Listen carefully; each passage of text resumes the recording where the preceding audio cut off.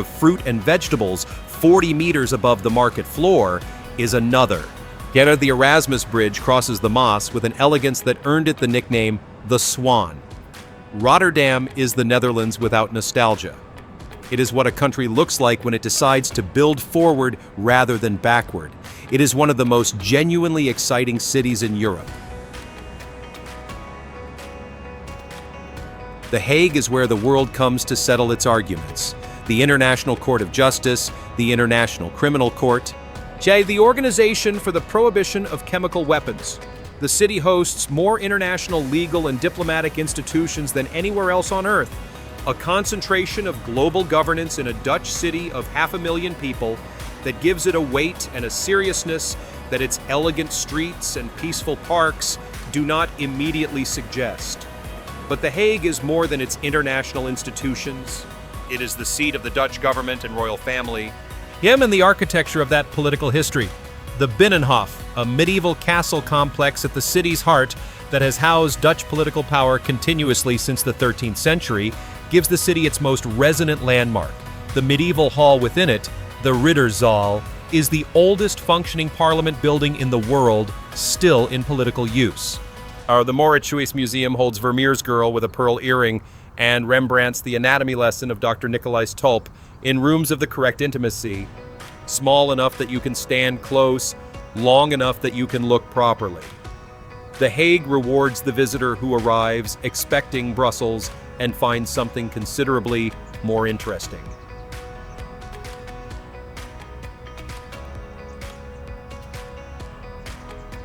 Utrecht is Amsterdam without the crowds, and the comparison does not do Utrecht justice. Formed the fourth largest city in the Netherlands, sits at the intersection of the country's most important waterways, and has been doing so since the Romans built a fort here on the Rhine in the 1st century AD.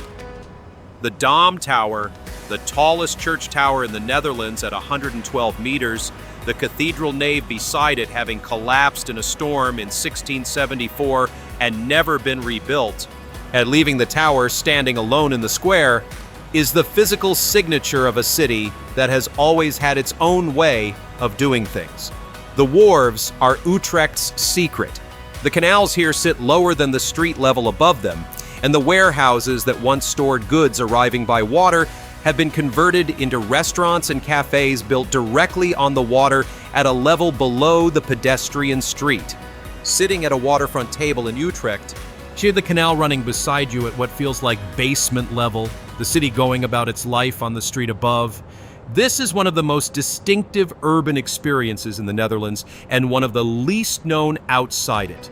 Utrecht has a university city energy, young, creative, unhurried, that makes it one of the most enjoyable Dutch cities to spend time in without a specific agenda.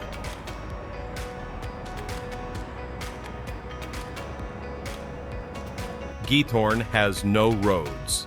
Quote, this is not a poetic exaggeration or a marketing simplification.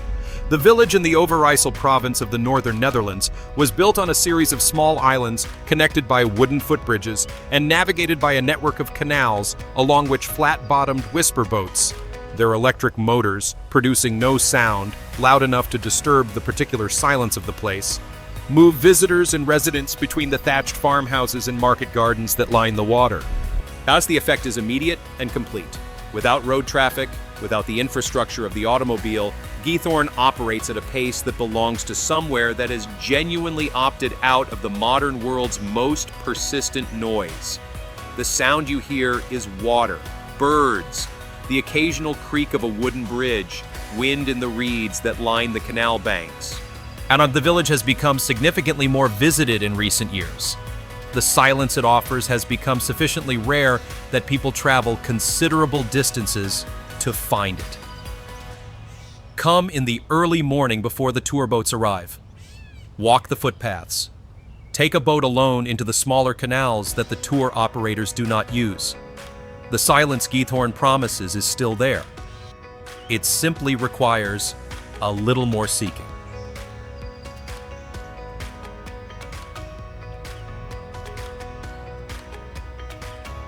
While Maastricht is the Netherlands at its most un-Dutch, and the city wears that distinction with considerable pleasure.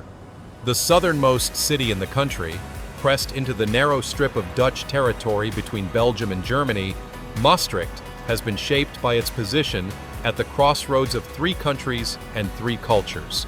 French-speaking Wallonia to the west, German-speaking lands to the east, and the Dutch north that always felt, to Maastricht, slightly foreign. And the result is a city with a Latin warmth that the Netherlands does not elsewhere particularly cultivate.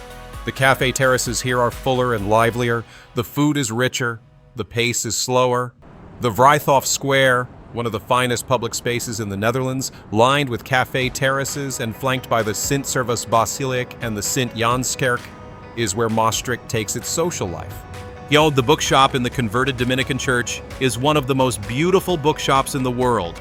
Its Gothic arches and vaulted ceilings rising above tables of books, a cafe installed in the former choir, the whole improbable arrangement working completely. Maastricht gave its name to the treaty that created the European Union. The city that made Europe deserves more of it. Delft is the city that gave the world a blue and white vocabulary for beauty and has never quite recovered from the responsibility. The distinctive hand-painted earthenware produced here since the 17th century, white with the cobalt blue patterns of windmills, tulips, sailing ships, and domestic scenes that became the most copied ceramic style in history, was the visual language of Dutch Golden Age prosperity exported to every table and mantelpiece in Europe. The Royal Delft factory still operates on its original premises, still hand-painting in the same tradition, and a visit to it is one of the most quietly absorbing experiences in the Netherlands. The city beneath the pottery reputation is equally worth your time. The Market Square, the Markt, is one of the finest in the country. The Gothic Town Hall and the Nieuwe Kerk facing each other across a space wide enough to breathe in. Vermeer was born here in 1632 and spent his entire life here, painting the specific quality of light that Delft's north-facing windows produced. The Vermeer Centrum traces that light through his work with a thoughtfulness that sends you back out into the city looking at the sky differently. Delft is small enough to walk completely and rich enough to reward the walking completely.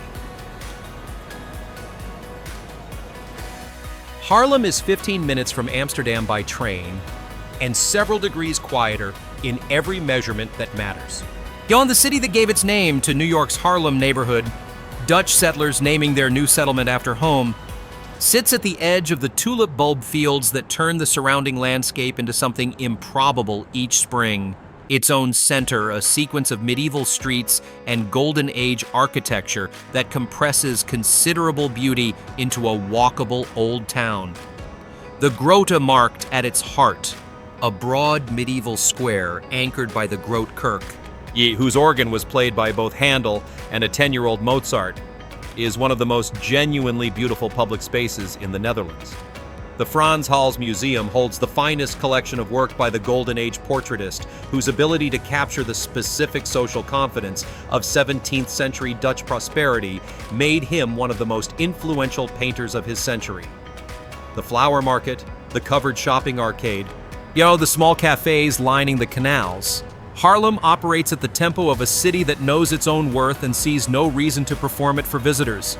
That confidence is its most appealing quality. Come for an afternoon, stay until the last train, and regret leaving.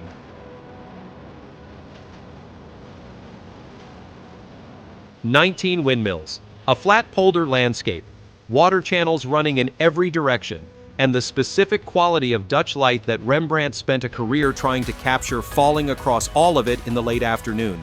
Kinderdijk is the image of the Netherlands that the world carries before it arrives, and one of the rare cases where the reality is equal to the image rather than diminished by it. The Windmill Complex, a UNESCO World Heritage Site, it was built in the 18th century to pump water from the Alblasserwaard polder and has been doing so with technological updates ever since. The windmills are not museum pieces, they are working infrastructure that has kept this land above water for nearly 3 centuries. The polder landscape surrounding them is the larger argument. Standing on the dike path between the windmills, the flat land extending in every direction below sea level, the water channels reflecting the sky. The mills turning slowly in the North Sea wind, you are inside the specific Dutch achievement of making land from water and keeping it. That achievement, repeated across the entire country, is the reason the Netherlands exists. Kinderdijk is where you understand it most directly.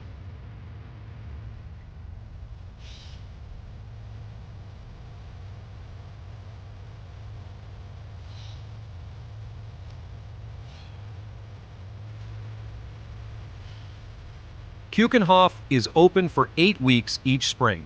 It has been open for 8 weeks each spring since 1950, and in that time it has received over 100 million visitors, making it the most visited garden in the world. The numbers are the starting point. 32 hectares of garden. 7 million flower bulbs are planted each year by hand in the autumn for the following spring display. Over 15,000 varieties of tulip alone. The logistics of Keukenhof are as Dutch as its tulips, precise, ambitious, executed with the professionalism that makes the extraordinary look effortless. The experience of walking through it in full bloom defies the vocabulary of description. The colors here operate at a saturation that seems to exceed what color is normally permitted to do. Fields of red and yellow and purple and orange, in combinations so dense and so deliberately composed that they register as visual music rather than horticulture. And the tulip that made the Netherlands financially delirious in the 17th century, the subject of the world's first speculative financial bubble, tulip mania, when a single bulb could sell for the price of a house, still produces something close to irrationality in the people who come to see it. 8 weeks.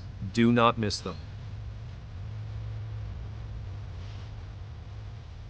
10 destinations, 1 country. And in the truth that the Netherlands has been demonstrating to the world for 1,000 years without ever quite getting the credit it deserves, this is a nation that built itself. Not metaphorically, literally.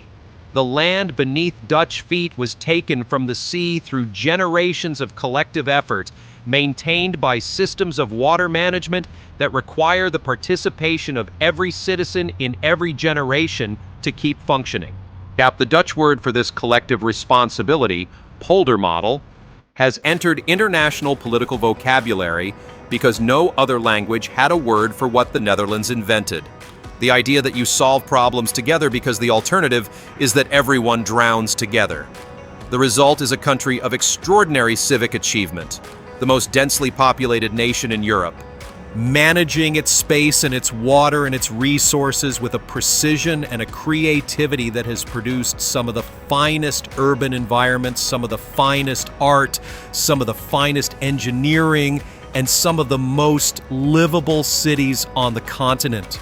Go to the Netherlands, rent a bicycle, take a canal boat somewhere that is not on the standard route, stand on a dike, and look at the land on both sides and understand that all of it was water once. That the country you are standing in was made by the people who live in it. This is Echo Nomad Travel. Subscribe for more journeys like this one. We will see you in the next destination.